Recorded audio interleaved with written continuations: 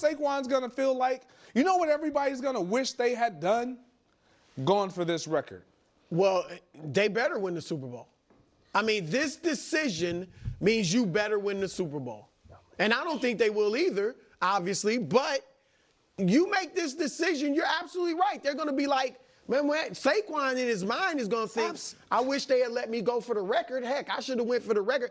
I'm heartbroken for Saquon because we talk all this stuff about it's just about Super Bowls, and I get it. That's the ultimate goal, particularly for quarterbacks, though.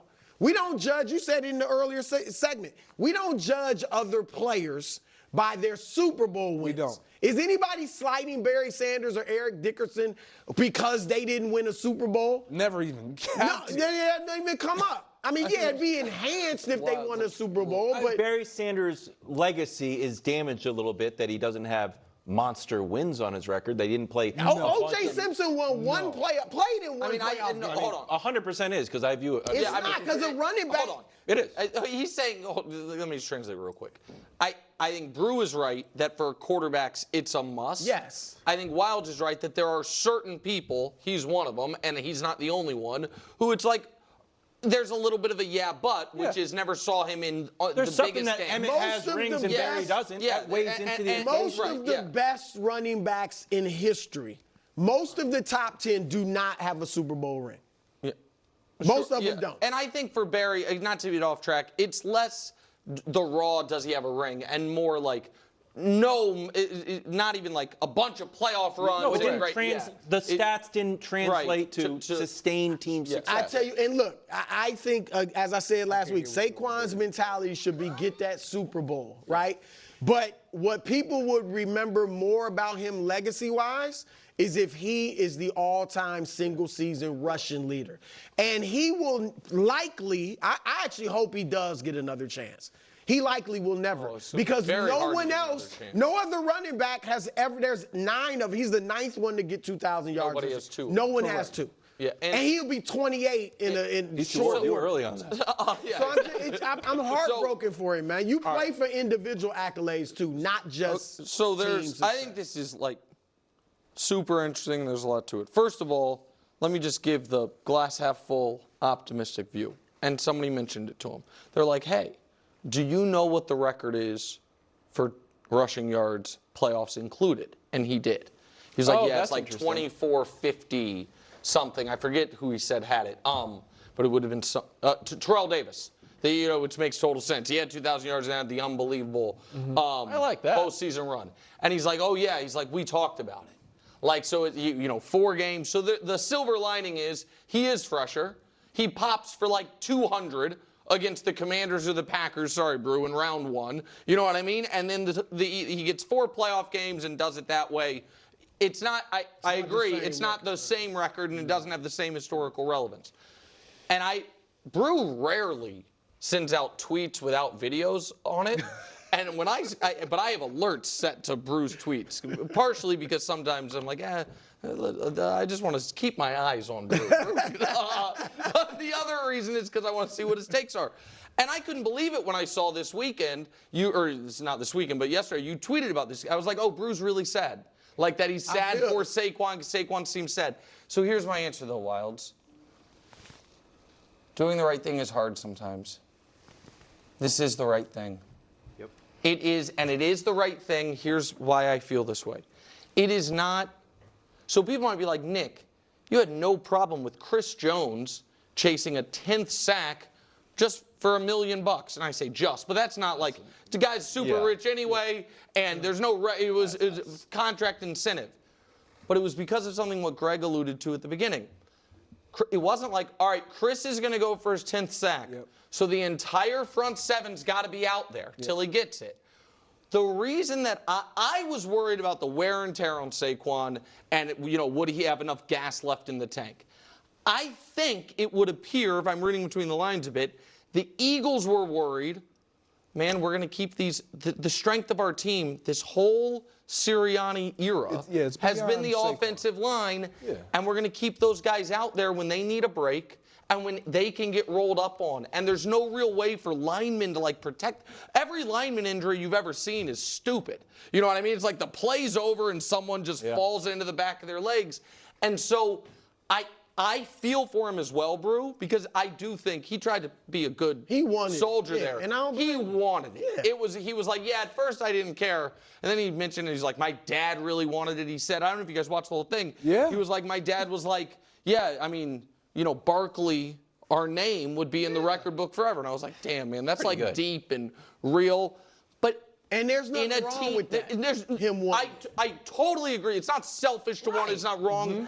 But it's also the job of, and I have to give credit, even though I don't think he's a great head coach, of the head coach to put the team ahead of that stuff.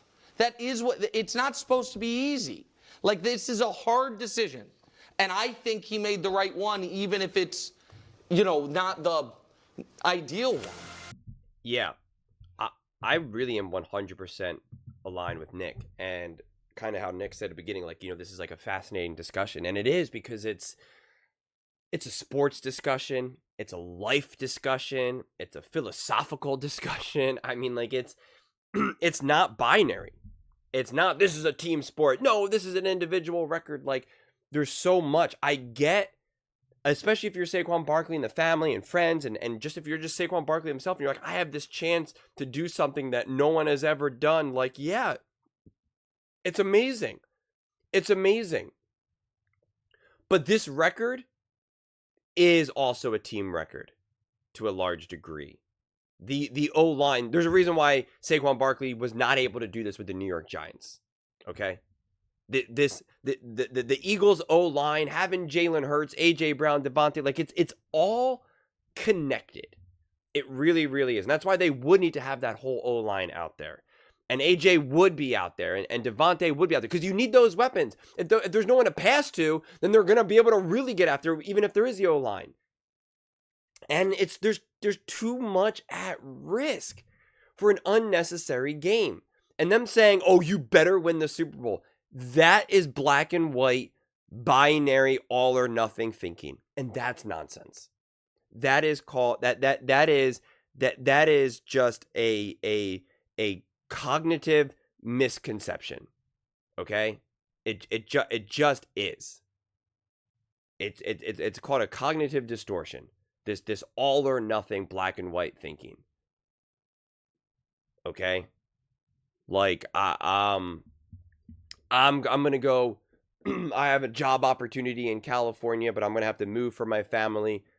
Well, if I move to California and take that job, I better become a millionaire. It better be the most amazing job I've ever had. Otherwise, it was a disaster, and I made a huge mistake. It's like, no, that's not necessarily the case. It's not how this works. That is just a textbook cognitive. They better, because if they don't win a Super Bowl, they're gonna be like, why didn't we go for it? Just because the outcome isn't what you wanted it to be doesn't mean that the decision was wrong. We see that in sports every single day. Go for it on fourth down or don't. How many times do people go for it on fourth down but don't get it? And it was still the right decision to go for it. So you can't think that way. You can't think that way. This is a brutally difficult decision. No question about it. But the Eagles do have real Super Bowl aspirations. They are a true, not kinda, you gotta squint, a true top team in the NFL. It's undeniable. It's undeniable. So that's what you're putting at risk. Lane Johnson goes down, Mailata goes down, Dickerson goes down, Saquon goes down. Any of these guys get banged up. That's devastating. That's devastating. I get having the name in the history books and all of that. I do. But this is what I keep trying to say. It's more of a facade. That's more smoke and mirrors. It is. It really is. The NFL is not about records. why no one talks about who has the most this, who has the most that. No one really talks about it. They just don't. They don't. And like I keep saying now in all of these videos, I am so confident that they're going to an 18-game schedule. The 17-game schedule has only been here for like a handful of years. And within the first handful of years, they're already now on track to potentially break a record that stood for like 40 years or so. So this record would be broken, and most likely it would be just broken, because most likely if he did play against New York, as soon as he broke it, they'd take him out. So it would be broken by like a couple yards, let's say. I think that's very fair. Unless he was like 4 yards away from it and then rips off a 70-yard run, right? But most likely he would break this record by like 5 yards, 10 yards or so. Then he would be immediately taken out of the game. It's not hard to imagine an 18-game schedule that record would then be broken within the next few years as well. I really firmly believe this record will not stand for much longer after the 18 games. I just do not believe it. I do not believe it.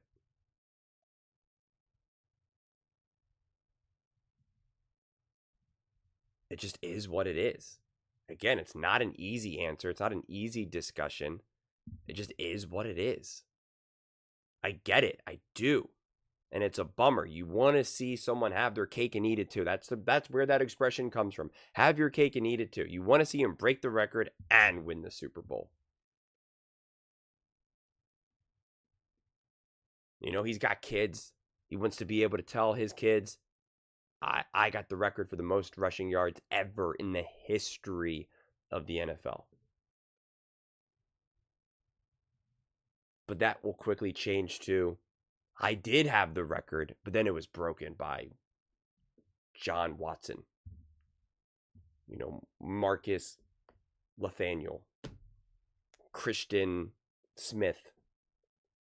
Insert any made-up name you want. It won't stand. I really don't think it will.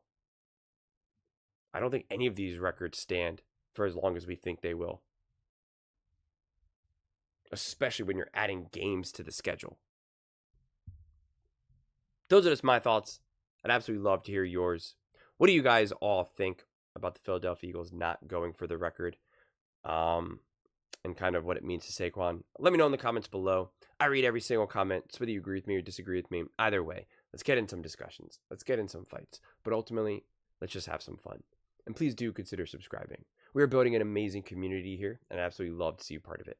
I want to build something that we all genuinely feel connected to.